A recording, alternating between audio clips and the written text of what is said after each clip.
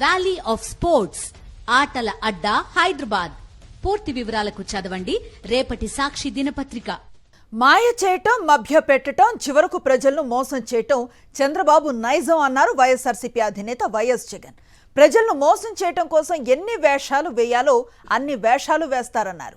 తాజాగా విజయవాడ నుంచి శ్రీశైలం వరకు సి ప్లాన్ ద్వారా చేసిన పర్యటన ఇలాంటిదే అన్నారు.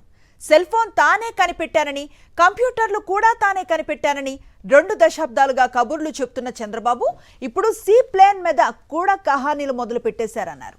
దేశంలోనే తొలిసారి అన్నట్లుగా, మరెక్కడా లేనట్లుగా సి ప్లాన్ నడిపితే చాలు రాష్ట్ర అభివృద్ధి జరిగిపోయినట్లుగా బిల్డప్ ఇస్తున్నారని మండిపడ్డారు. చంద్రబాబు బిల్డప్ పెల్లో మీడియా డప్పాలు చూస్తూ ఉంటే పిట్టల దొర డైలాగులు గుర్తుకు వస్తున్నాయన్నారు వైఎస్ జగన్.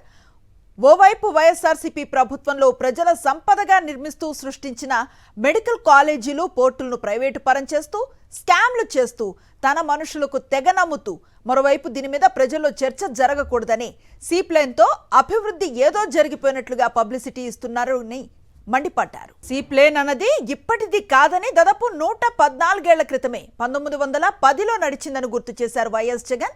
మన దేశంలో కేరళలో 2013లో సి ప్లేన్ సర్వీసులు మొదలయ్యాయని, తర్వాత నిలిపివేశారన్నారు. గుజరాత్లో 2020లో సర్వీసులు నడపటం మొదలుపెట్టినా అవి కూడా పలుమార్లు నిలిచిపోయాయన్నారు. 14 మంది ప్రయాణికులు సి ప్లాన్ సర్వీసులను అభివృద్ధికి ఒక ప్రమాణంగా చంద్రబాబు గొప్పగా చెప్పుకోవటం, దాన్ని ఎల్లో మీడియా కీర్తించటం పరస్పరం డప్పాలు కొట్టుకోవటం కాదా అని ప్రశ్నించారు. సంపద సృష్టించటం అంటే ప్రభుత్వ రంగంలో పోర్టులు నిర్మించి తద్వారా అభివృద్ధి చేసి ప్రభుత్వానికి ఆదాయం కల్పించడం అన్నారు వైఎస్ జగన్. ప్రభుత్వ రంగంలో మెడికల్ కాలేజీలు కట్టి ప్రజలకు అందుబాటులోకి ఉచితంగా నాణ్యమైన అత్యాధునిక వైద్యాన్ని అందించడం లాంటి కార్యక్రమాలను సి ప్లాన్ మీద పబ్లిసిటీ స్టంట్లు కావని అన్నారు. 8,480 కోట్లతో ప్రభుత్వ రంగంలో మారుమూల ప్రాంతాల్లో అత్యాధునిక వైద్యాన్ని అందుబాటులోకి తెస్తూ, తద్వారా మల్టీ స్పెషాలిటీ హాస్పిటల్స్ ను తీసుకువస్తూ కొత్తగా 17 మెడికల్ కాలేజీలు కట్టడం సంపద సృష్టి అవుతుందా, లేక వాటిని ప్రైవేటు పరం పేరుతో మీ మనుషులకు స్కాములు చేస్తూ అమ్మాలనుకోవటం సంపద సృష్టి అవుతుందా చెప్పాలన్నారు వైఎస్ జగన్.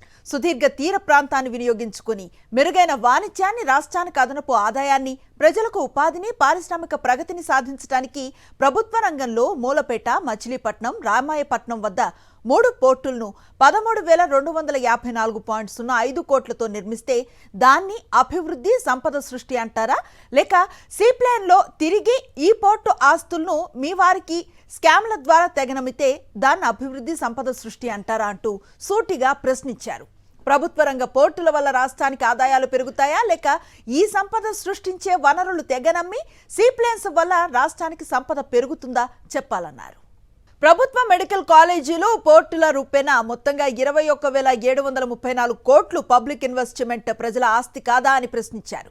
ప్రజల కోసం సృష్టించిన సంపద కాదా అని నిలదీశారు.